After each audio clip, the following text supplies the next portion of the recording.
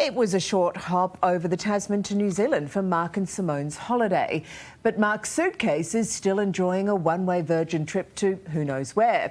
His clothes and his Christmas presents missing now for 3 long weeks. Everything's barcoded, tagged, scanned, and they've just lost it. 2 smiling faces strapped in for their flight across the ditch.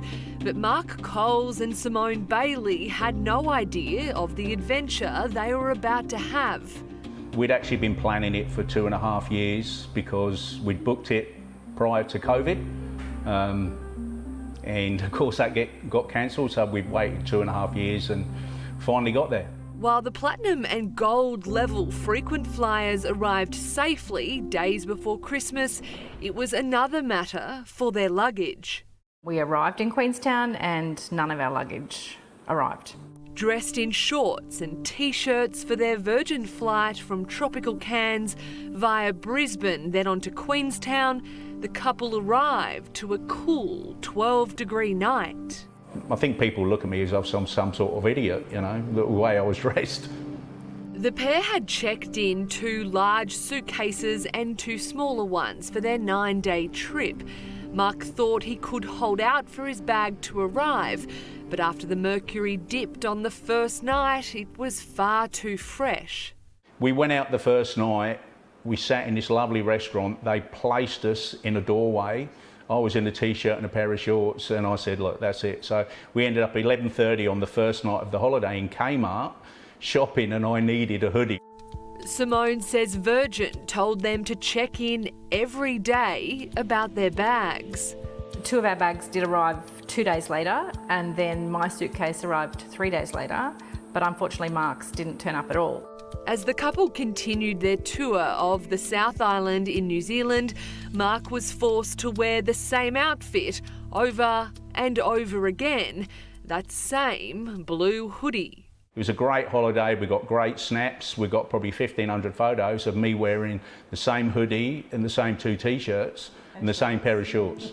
They even went to the airport on Boxing Day to try to look for themselves, but were only left with disappointment. You know, we bought the bare minimum, naively thinking we were going to see our luggage maybe in a day or 2. After 9 days, the pair boarded their flight home, Mark still without his bag. We checked in the Brisbane airport on the 29th, which is when we went to their luggage service desk. And the lady there told us that all the bags were rushed to Queenstown and arrived on the 22nd.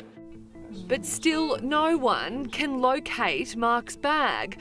Virgin now wants him to file a claim for compensation, but he wants the airline to keep looking. All I really want is my bag back. You know, it's not about the money. Yeah, we'll be reimbursed for what we've spent, but ultimately I want the bag back. I mean, it contains Simone's Christmas present. I'm not giving that yet. Mistakes have happened. Flights have been delayed, flights have been cancelled, bags have been lost.